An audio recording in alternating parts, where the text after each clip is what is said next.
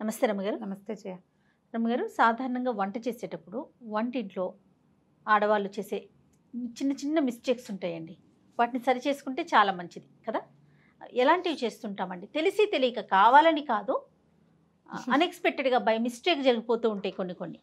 అవి వేటిని మనం సరి చేసుకోవాలి? అలవాట్లలో పొరపాట్లు ఎస్. చిన్న చిన్నవి, కొన్ని ఆరోగ్యానికి చేటు, అవును.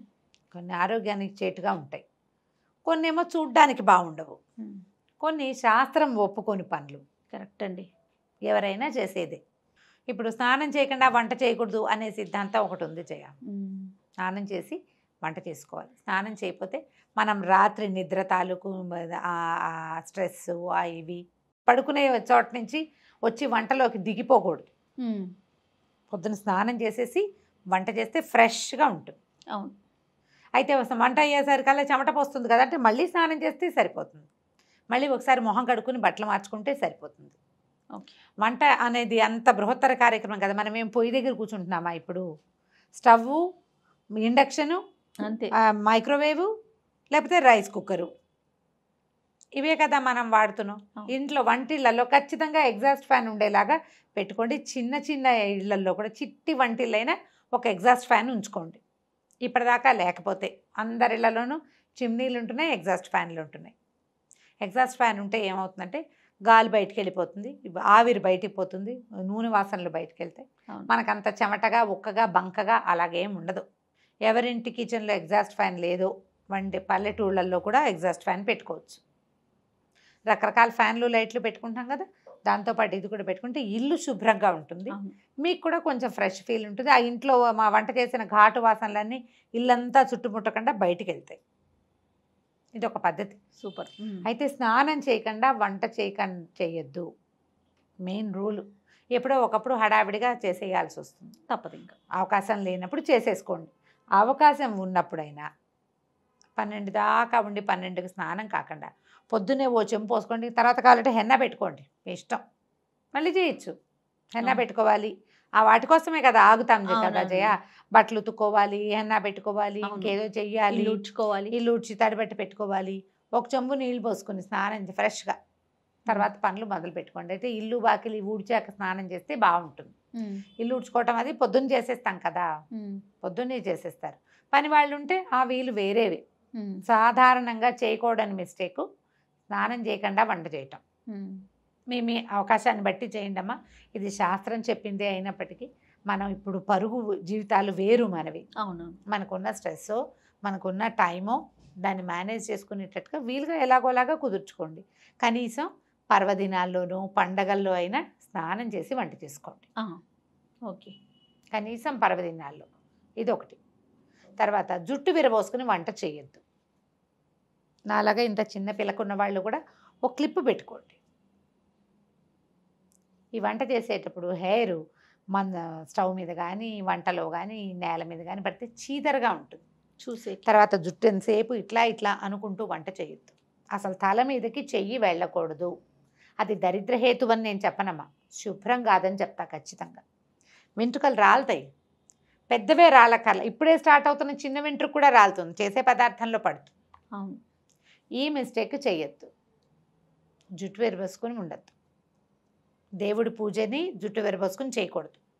వంట అదే శ్రద్ధగా చేయాలి. వంట చేసేటప్పుడు దుమదుమలాడుతూ, తిడుతూ, విసుక్కుంటూ చేయబోకండి.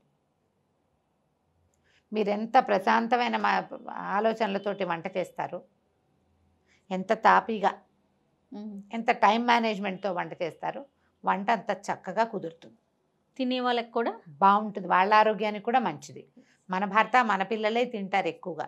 ఎప్పుడైనా గెస్ట్లు వస్తారు, ఎవరికైనా ఎక్స్ట్రా వండాల్సి వచ్చినప్పుడు విసుక్కోబోకండి. ఇవి చేయకూడదు, ఇవి చేయకూడదు అని చెప్తారు పెద్దలు చెప్పే మాటలు. అదేలేండి. విసుగ్గా వంట చేస్తే దాని ఎఫెక్ట్ దాని మీదకి వెళ్తుంది, వంట మీదకి.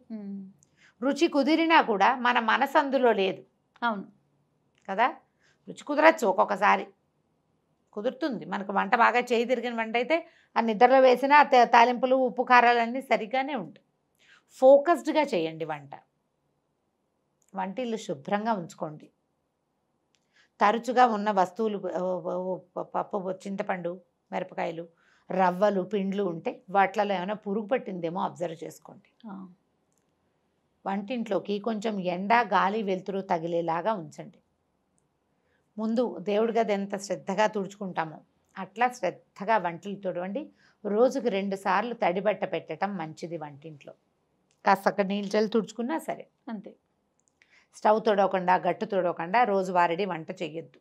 పొద్దునే కుదరలేదు 9 గంటలకైనా సరే, 9ంటికి కుదరలేదు మధ్యాహ్నం అయినా సరే, మధ్యాహ్నం కుదరలేదు రాత్రి అయినా సరే ఖచ్చితంగా కిచెన్ గట్లు అవి తుడుచుకోండి. ఆ గట్టు తుడిచేటువంటి క్లాతుల్ని రెగ్యులర్గా మార్చేసేయండి.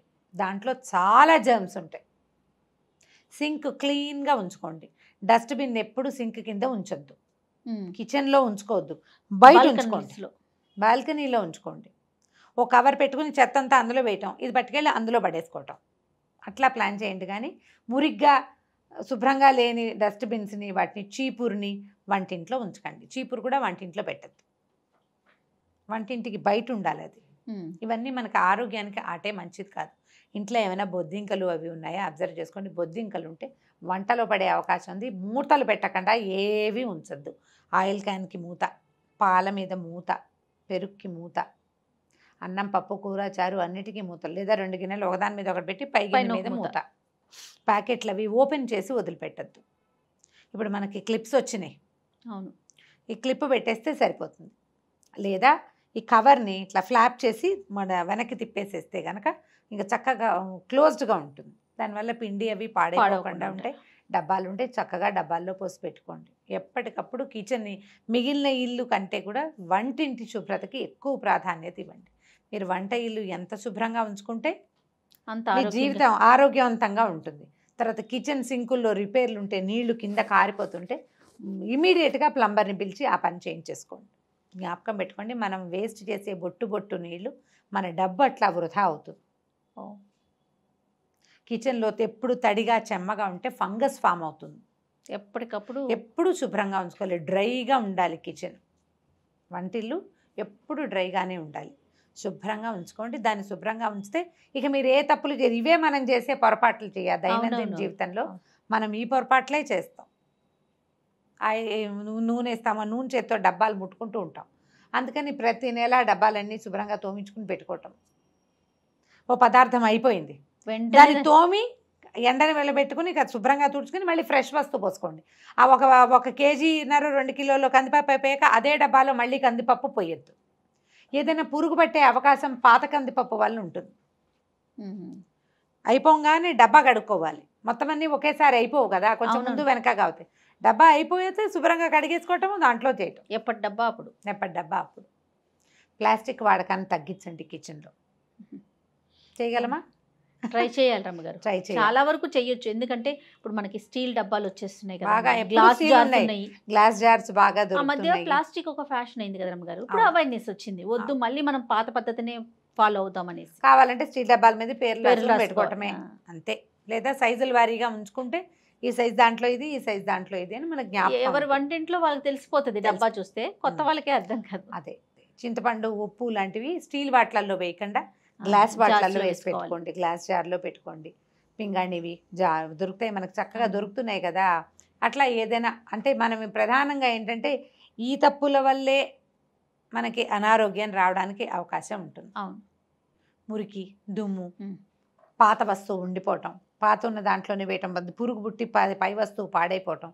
ఎప్పటికప్పుడు కందిపప్పు, మినపప్పు, శనగపప్పు, పెసరపప్పు, పల్లీలు, ఎండుమిర్చి వీటిని చెక్ చేసుకోండి. ఎక్కువ తెచ్చామనుకో అడుగు వస్తువు పాడైపోవడానికి అవకాశం ఉంటుంది. ఎక్కువ అయితే కనుక నేనైతే ప్యాక్ చేసి ఫ్రిడ్జ్లో పెట్టినాను. జయ, ఎందుకు అబద్ధం చెప్పడం, ఫ్రిడ్జ్లోనే ఉన్నాయి. అవునా? మా రవ్వలు మెట్రో నుంచి తెచ్చాను అనుకో, ఒకవేళ అప్పుడు మరి రవ్వ బయట పెడితే పురుగు పడుతుంది. ఏం చేయడం, మొత్తం మా ఫ్రిడ్జ్ పెద్ద బీరువాలాగా ఉంటుంది, బీరువాలో దోసి పెట్టుకోవటం. ఏం చేస్తాం? తప్పట్లేదు రమ్మగారు, ఏ వస్తువైనా పాడైపోతుంది. తప్పట్లేదు. ఎండు మిరపకాయలకిను వెల్లుల్లికి కూడా పురుగు పడుతుంది అంటే చూడండి, మరి పురుగు పడుతుంది. మీరు వస్తువులు ఏమైనా తడి బట్టలు అలాంటివి ఉంచబోకండి. తడి వస్తువులు ఉంచొద్దు. పాడైన వస్తువు ఇమీడియట్గా డిస్పోజ్ చేసేయండి. రేపు ఎప్పుడో బాగు చేద్దామని అనుకున్నామంటే ఆ పప్పులలో ఉన్న పురుగులు మిగిలిన వాటికి పట్టేస్తాయి. బయట పెట్టేయండి ఎండలో. బాల్కనీ అవకాశాలు ఉంటే బాగుంటుంది. మళ్ళీ కొత్తగా ఫ్లాట్లు కట్టుకునే వాళ్ళు, కొత్తగా ఇళ్ళు ఏర్పాటు చేసుకునే వాళ్ళు మంచి వెంటిలేషన్ చూసుకోండి కిచెన్కి. బాల్కనీలోకి కిచెన్కి డోర్ ఉంటేనే మంచిది, మనకి గాలి వెలుతురు వస్తాయి. అవును. ట్రై చేసి చూడండి. ఇప్పుడు ఇవన్నీ అందరికీ తెలిసినవే, నేను కొత్తగా చెప్పినవి ఏమీ లేవు. ఏమైనా 1-2 టిక్కులు పెట్టుకుంటే కనుక ఆ టిక్స్ని సరి చేసుకోండి. ఇవందరికీ తెలిసిన మాటలే, కొత్త మాటలు ఏం చెప్పట్లేదు. నేనైతే స్ట్రిక్ట్లీ 2 విషయాలు నాకు చెప్పాలనిపించేది ఏంటంటే, శుభ్రంగా ఉండి వంట చేయండి, మురిగ్గా వంట చేయొద్దు. శుభ్రమైన వంటింట్లో వంట చేయండి, అది మీకు మంచిది, ఇంట్లో వాళ్ళకి మంచిది. రైట్. నమస్తే. నమస్తే జయ. సుమన్ టీవీలో మీ పర్సనల్ అండ్ బిజినెస్ ప్రమోషన్స్ కోసం కింది నెంబర్కి కాంటాక్ట్ చేయండి.